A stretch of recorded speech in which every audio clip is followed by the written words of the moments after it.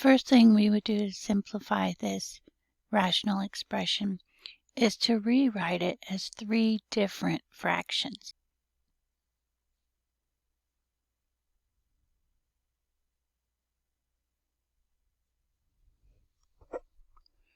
Now that we've done that, we simplify our fractions. So to simplify the letter parts, as long as the top and bottom of the fraction have the same letter, and they do, they're all x's, then we take the power of the top letter, subtract the power of the bottom letter, and the answer would go on the top of the fraction. So I'm going to go through and work on that piece of every fraction. So x to the 7 minus 3 I'm not touching the numbers yet, so I'm going to write those in there still. Here we would have x to the 6 minus 3. And remember, when we do this, the answer belongs on the top. So there's now no longer an x on the bottom in this step.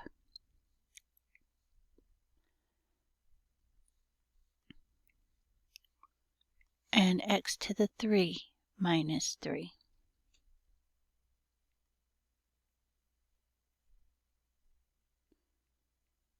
And again, the x is now on top. We only write the numbers left over on bottom. We'll deal with the numbers in just a minute. I'm going to write my answers down for after these subtractions.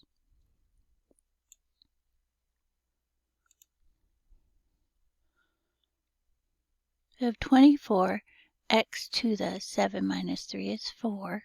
And I haven't dealt with the numbers yet, so I'm going to write that down. 40, x to the 6 minus 3 would be x to the 3 over 24. And 33, x to the 3 minus 3, little side note. 3 minus 3 is obviously 0. However, we have a rule for exponents that anything to the 0 power is 1. So this is really 33 times 1 because that was 33 times x to some power. And our 24 is still on the bottom.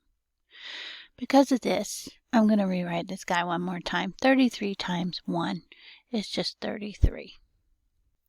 We have dealt with our variables. Our exponents are all handled. So now I can ignore the x pieces of these terms and just work on reducing our fractions.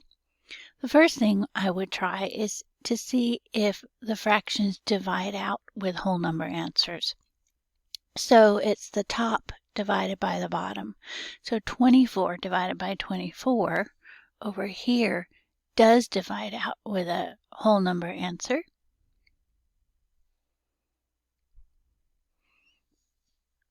24 divided by 24 is 1, and I can show that like this. 24 divided by 24 is 1. 1 times x to the 4th is just x to the 4th. This one's not going to do that. 40 divided by 24 does not give me a whole number answer. So I need to remember how to reduce a fraction. The way most people have been taught is to break down our numbers into their prime factors. We do that by doing a factor tree, called a tree because I just wrote 2 branches off of that 40.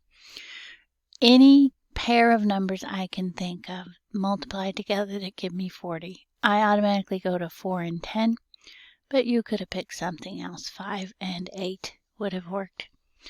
Now, I check each branch. Is 4 as small as it can be? I know it's as small as it can be if it's a prime number. It is not. So I'm going to write 2 branches off of the 4 and ask myself, what times what is 4? Well, 2 times 2. Do the same with the 10. 10 is not as small as it can be. It's not a prime. What times what is 10? 2 times 5. Now I do the same thing. Are any of these prime numbers? And if I were to pull up a prime number chart, I could check that chart and I would find that 2 is prime and 5 is prime. So as soon as the bottom of every branch is circled, that's why I circle them, it helps me keep track, that is fully factored. So 40 is 2 times 2 times 2 times 5. I'm now going to do the same thing over here with my 24. There's a few ways to get 24, 8 times 3, 4 times 6, and 2 times 12. Also 24 times 1, but that wouldn't help me break it down. Any of those I listed works. I'm going for 8 times 3 right now. And again, because we're breaking them all the way down into their prime numbers, it doesn't matter what you started with. Are either one of these prime? Yes, you would find 3 on a list of prime numbers chart.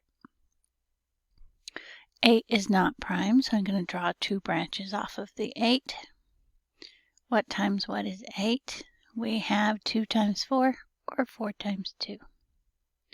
2 is prime, so I'm going to circle it. 4 is not prime, 2 branches off of that 4. And 4 is 2 times 2. Those are prime. So now I bunch these together just so I can see what I'm doing. I'm going to draw a line between those two. Okay, so my primes for 24 was 2 times 2 times 2 times 3. I'm going to put that down on the bottom here where the 24 was. Now that I can see it, just like I crossed out the 24 over 24 on this fraction piece here, because 24 divided by 24 is 1, and 1 times x to the 4th is just x to the 4th. I'm going to do that over here. 2 divided by 2 is 1. 2 divided by 2 is 1. 2 divided by 2 is 1. So 1 times 1 is 1. 1 times 1 is 1. So we just have 1. And then 1 times 5/3 is 5/3. So what's left from 40 over 24 is 5/3. So I'm going to write that fraction, but notice I made it like a wider bar because I have to remember there was an x cubed. Doing the same thing with 33, it won't take quite as much work because I've already broken down the 24. So I'm going to erase my work from here. I'm going to leave that 24 broken down. Do the same factor tree. 2 branches off the 33. There's only one pair of numbers other than 1 times 3. 1 times 33. We could do 3 times 11. 3 is a prime number. And if you were to look at a list of primes, you would find 11 on there as well. So 33 is broken down.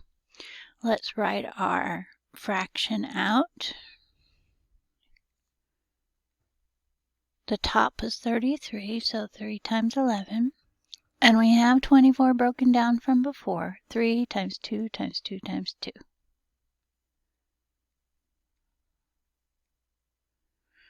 We have one set of numbers. 3 divided by 3 is 1.